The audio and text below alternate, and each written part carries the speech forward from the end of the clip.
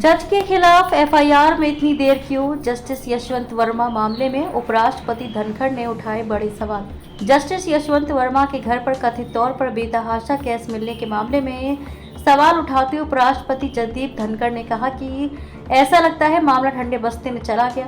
उन्होंने कहा कि लोगों को इंतजार था कि इस मामले में सच सामने आएगा, लेकिन अब तक कोई एफआईआर तक नहीं दर्ज की जा सकी। उन्होंने कहा कि क्या इस तरह के मामले न्यायिक व्यवस्था को प्रदूषित नहीं करते हैं? हमें कम से कम इसका पता तो लगाना चाहिए। एक पुस्तक विमोचन के कार्यक्रम के दौरान उपराष्ट्रपति धनखड़ ने कहा, 2 महीने बीत चुके हैं, इस मामले में तेजी से जांच होनी चाहिए, लेकिन अब तक एफआईआर ही दर्ज नहीं की जा सकी है। उन्होंने कहा कि सुप्रीम कोर्ट के उस फैसले पर पुनर्विचार करने का समय आ गया है जिसमें कहा गया था कि शीर्ष अदालत और उच्च न्यायालय के न्यायाधीशों के खिलाफ मुकदमा चलाने के लिए पूर्व मंजूरी की आवश्यकता होगी। धनखड़ ने मामले की जांच कर रही 3 न्यायाधीशों की आंतरिक समिति द्वारा गवाहों से इलेक्ट्रॉनिक उपकरण जब्त करने के कदम को भी गंभीर मुद्दा बताया। उन्होंने कहा कि एक गंभीर मुद्दा है, ऐसे कैसे किया जा सकता है? वर्ष 1991 का के वीरास्वामी बनाम भारत संघ मामला उच्चतम न्यायालय द्वारा दिया गया एक अहम निर्णय है जो उच्च न्यायपालिका के न्यायाधीशों को भ्रष्टाचार रोधी कानूनों के दायरे में लाने से संबंधित है और न्यायिक स्वतंत्रता के महत्व को रेखांकित करता है।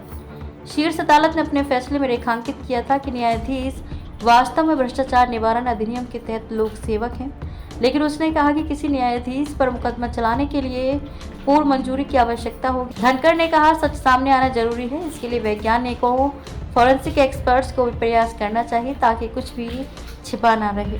आपको बता दें कि दिल्ली हाईकोर्ट के जज रहे जस्टिस यशवंत सिन्हा के घर पर आग लगने के बाद कथित तौर पर पाए जाने वाले बेतहाशा कैश को लेकर 22 मार्च को तत्कालीन सीजेआई संजीव खन्ना ने 3 सदस्यों वाली एक आंतरिक कमेटी बनाई थी। कमेटी की रिपोर्ट में भी इन आरोपों को विश्वसनीय बताया गया था। इसके बाद जस्टिस वर्मा का ट्रांसफर इलाहाबाद हाई कोर्ट कर दिया गया। जस्टिस वर्मा ने अपने ऊपर लगे आरोपों को खारिज किया था। धनखड़ ने कहा कि हम ऐसा तो कुछ नहीं कर सकते जो कि न्यायपालिका के सम्मान को धक्का दे। उन्होंने कहा, लोग और कुछ नहीं जानना चाहते, बस सच जानना चाहते हैं, क्योंकि लोगों को न्याय व्यवस्था पर भरोसा है। मुझे भी उम्मीद है कि पारदर्शिता और न्याय के साथ समझौता नहीं किया जाएगा। धनखड़ ने कहा कि मार्च की उस रात जो कुछ हुआ उससे पूरे देश को चिंता हुई। आप सोचिए कि इस तरह के और कितने मामले होंगे जिनके बारे में हमें पता ही नहीं है।